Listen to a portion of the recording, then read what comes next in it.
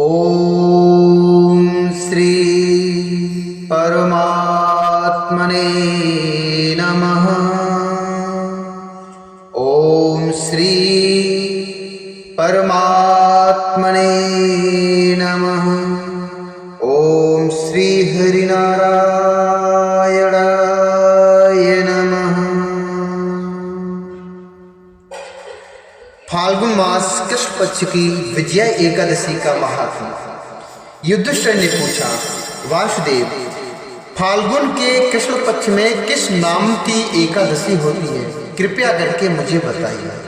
भगवान कृष्ण बोले, युधिष्ठिर, एक बार नारद जी ने कमल के आसन पर विराजमान होने वाले ब्रह्मा जी से प्रश्न किया, सुरश्रेष्ठ, फाल्गुन के कृष्ण पक्ष में जो विजया नाम की एकादशी होती है, कृपया उसके पुण्य का वर्णन कीजिए। तब ब्रह्मा जी ने कहा, हे नारद, सुनो, मैं एक उत्तम कथा सुनाता हूँ जो पापों का अपहरण करने वाली है। यह व्रत बहुत ही प्राचीन, पवित्र और पापनाशक है। यह विजया नाम की एकादशी राजाओं को विजय प्रदान करती है। यह विजया नाम की एकादशी राजाओं को विजय प्रदान करती है, इसमें तनिक भी संदेह नहीं है। पूर्व काल की बात है, भगवान श्री रामचंद्र जी 14 वर्षों के लिए वन में गए और वह पंचवटी में सीता तथा लक्ष्मण के साथ रहने लगे। वहां रहते समय रावण ने चपलता बस विजय आत्मा श्री राम की तपस्विनी पत्नी सीता को हर लिया। उस दुख से श्री राम व्याकुल उठे। उस समय सीता की खोज करते हुए वे वन में घूमने लगे। कुछ दूर जाने पर उन्हें जटायु मिली, जिनकी आयु समाप्त हो चुकी थी। इसके बाद उन्होंने वन के भीतर कबंध नामक राक्षस का वध किया। इसके बाद उन्होंने वन के भीतर कबंध नामक राक्षस का वध किया। फिर सुग्रीव के साथ उनकी मित्रता हुई। उसके बाद श्री राम के लिए वानरों की सेना एकत्रित हुई। हनुमान जी ने लंका के उद्यान में अर्थात लंका के बाग बगीचे में जाकर सीता जी का दर्शन किया और उन्हें श्री राम की चिन्ह स्वरूप मुद्रिका प्रदान की। यह उन्होंने महान प्रसाद का काम किया था। वहां से लौटकर वे श्री रामचंद्र जी से मिले और लंका का सारा समाचार उनसे निवेदन किया। हनुमान जी की बात सुनकर श्री राम ने सुग्रीव की अनुमति ले लंका को प्रस्थान करने का विचार किया और समुद्र के किनारे पहुंचकर उन्होंने लक्ष्मण से कहा, हे सुमित्रा नंदन, किस पुण्य से इस समुद्र को पार किया जा सकता है? यह अत्यंत अगाध और भयंकर जल जंतुओं से भरा हुआ है। मुझे ऐसा कोई उपाय दिखाई नहीं देता जिससे इसको सुगमता से पार किया जा सके। लक्ष्मण बोले, महाराज, आप ही आदि देव और पुराण पुरुष पुरुषोत्तम हैं, आपसे क्या छिपा है भला? यहाँ द्वीप के भीतर बकदालभ्य नामक मुनि रहते हैं। यहाँ से आधे योजन की दूरी पर उनका एक आश्रम है। रघुनंदन, उन प्राचीन मुनीश्वर के पास जाकर उन्हीं से इसका उपाय पूछिए। लक्ष्मण जी की यह अत्यंत सुंदर बात को सुनकर श्री रामचंद्र जी महामुनि बगदालभ्य से मिलने के लिए गए। वहां पहुंचकर उन्होंने मस्तक झुकाकर मुनि को प्रणाम किया। मुनि उनको देखते ही पहचान गए कि ये पुरुषोत्तम, पुराण पुरुषोत्तम श्री राम जी हैं, जो किसी कारणवश मानव शरीर में अवतरण हुए हैं। उनके आने से महर्षि को बड़ी प्रसन्नता हुई। उनका दिल हृदय गदगद हो उठा। उन्होंने पूछा, प्रभु श्री राम, आपका कैसे यहाँ आगमन हुआ? आपका यहाँ आगमन कैसे हुआ? प्रभु श्री राम बोले, ब्राह्मण, आपकी कृपा से राक्षसों सहित लंका को जीतने के लिए सेना के साथ समुद्र के किनारे आया हूँ।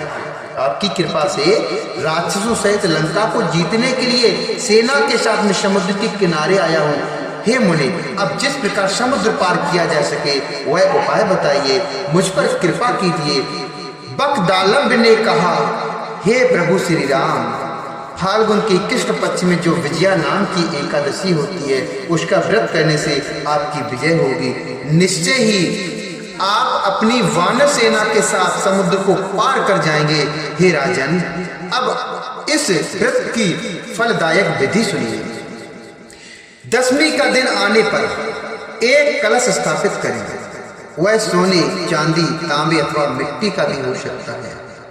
जिसकी जैसी क्षमता हो उसी हिसाब से कलश को स्थापित करें। उस कलश को जल से भरकर उसमें पल्लव अर्थात पत्ते डाल दिए, उसके ऊपर भगवान नारायण के सुवर्णमय विग्रह की स्थापना करें।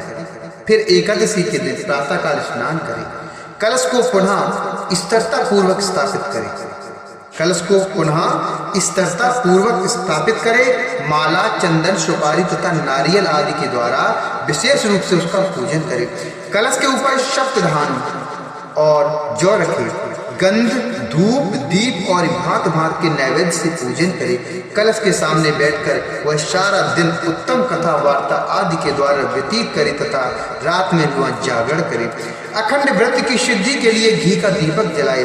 फिर द्वादशी के दिन सूर्योदय होने पर उस कलश को किसी जलाशय के समीप, नदी, झरने या पोखरे के तट पर ले जाकर स्थापित करे और उसकी विधिवत पूजा करके देव प्रतिमा सहित उस कलश को वेद वेता ब्राह्मण के लिए दान कर दे।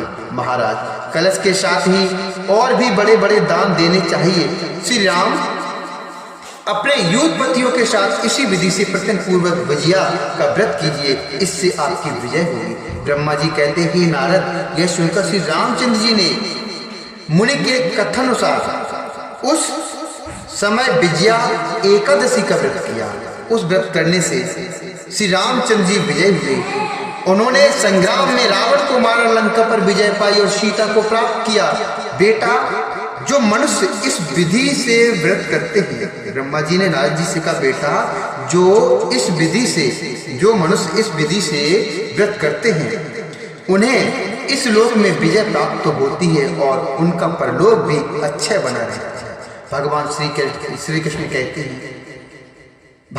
कृष्ण कहते हैं, हे दुष्टर, इस कारण विजया का व्रत करना चाहिए। इस प्रसंग को पढ़ने और सुनने से वाजपेयी यज्ञ का फल मिलता है। बोले श्री कृष्ण कन्हैया लाल की जय। बोले श्री हरि नारायण भगवान की